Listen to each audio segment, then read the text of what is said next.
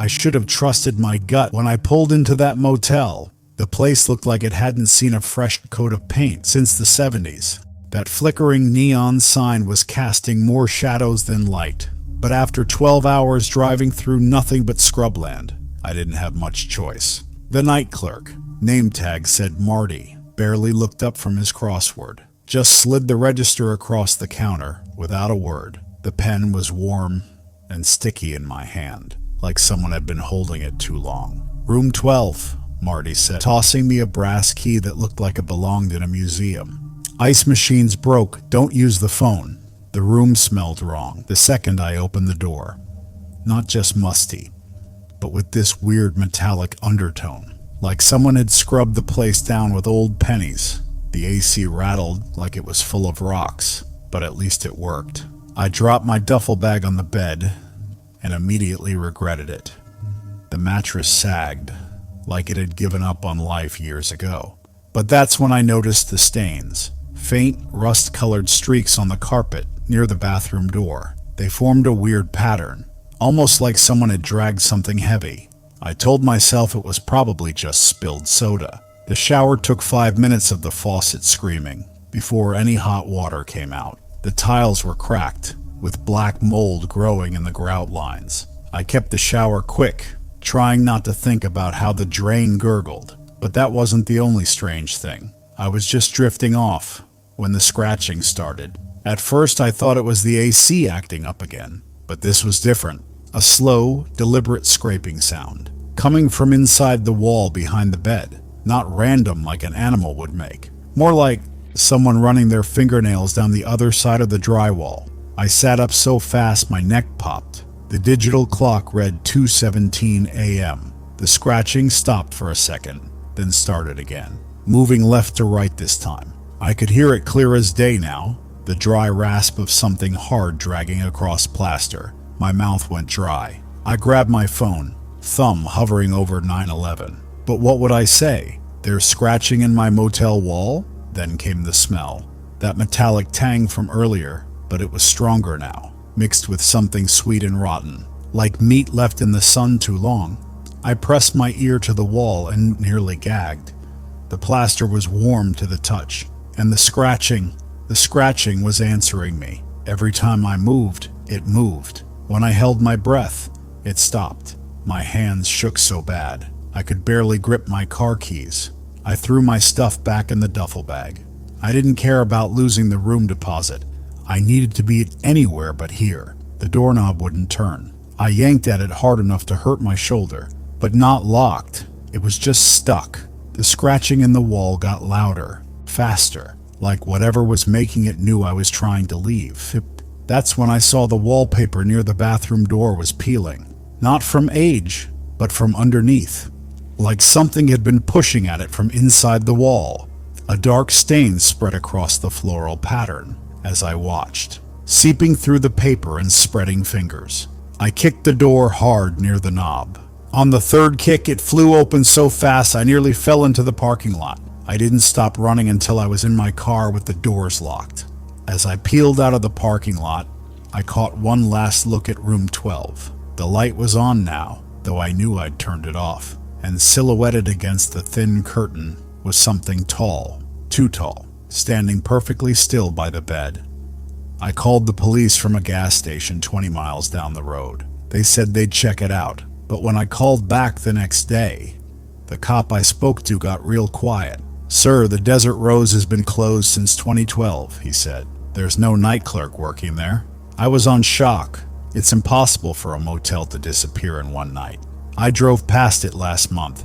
The sign's gone now, and the county put up a chain link fence around the property. But sometimes, when I'm lying awake at 2 a.m., I swear I can still hear that scratching, and I wonder how many other tired travelers checked into room 12.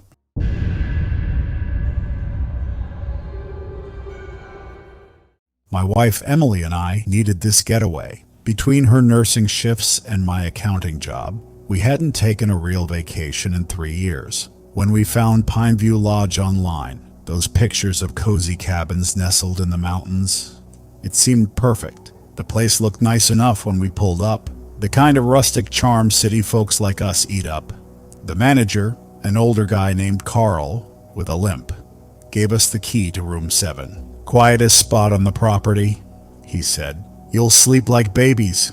First red flag should have been the cold. Not just mountain air cold, the deep chill that clung to the room no matter how high we cranked the heater. The antique furniture looked nice in photos, but in person it had this heaviness to it, like the dresser in bed had been there forever, and resented being moved around. We laughed it off at first, made jokes about rustic charm as we unpacked. Then night fell. That's when the humming started.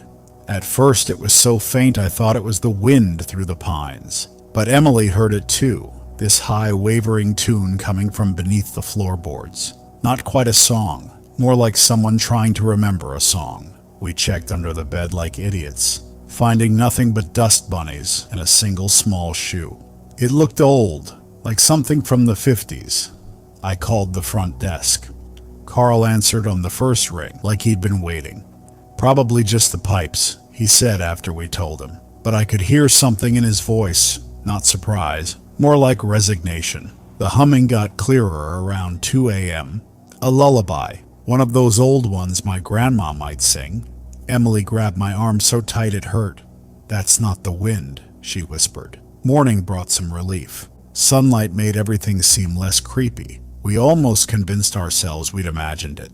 Until Emily opened her jewelry case. The music box wasn't in the case when we went to bed. It was small, made of dark wood with these intricate carvings. Trees with faces in them. Children with hollow eyes. Emily's hands shook as she lifted the lid. The tune that played was the same lullaby from the night before. We stormed down to the office, music box in hand. Carl wasn't there. Just a teenage girl at the desk who paled when she saw what we were carrying. "Mr. Dawson's out back," she stammered. We found Carl by the maintenance shed. He took one look at the music box and sighed like he'd been expecting this. "You're in the Henson room," he said. Like that explained everything. We found out room 7 used to be called that, after a family who stayed here in 1957. The parents and their little girl. The dad walked out one night, left the mom and kid behind. Story goes the mom checked out next morning, alone. Carl claimed he didn't put the music box there. Said he wouldn't go near room 7 after dark. That's when I noticed the scars on his arms. Little crescent shapes, like fingernail marks. We packed fast. As we carried our bags to the car, I glanced back at our room window. The curtains moved. Not from wind, they twitched aside, like someone was peeking out. Small fingers, pale as milk. The lodge burned down 6 months later. Electrical fire, they said. Funny thing, the insurance photos showed all the rooms intact except one. Room 7 looked like something had torn it apart from the inside. Emily still won't talk about that weekend. But sometimes, when our daughter sings in her room, I catch myself listening for that lullaby, waiting to hear if she's really singing alone.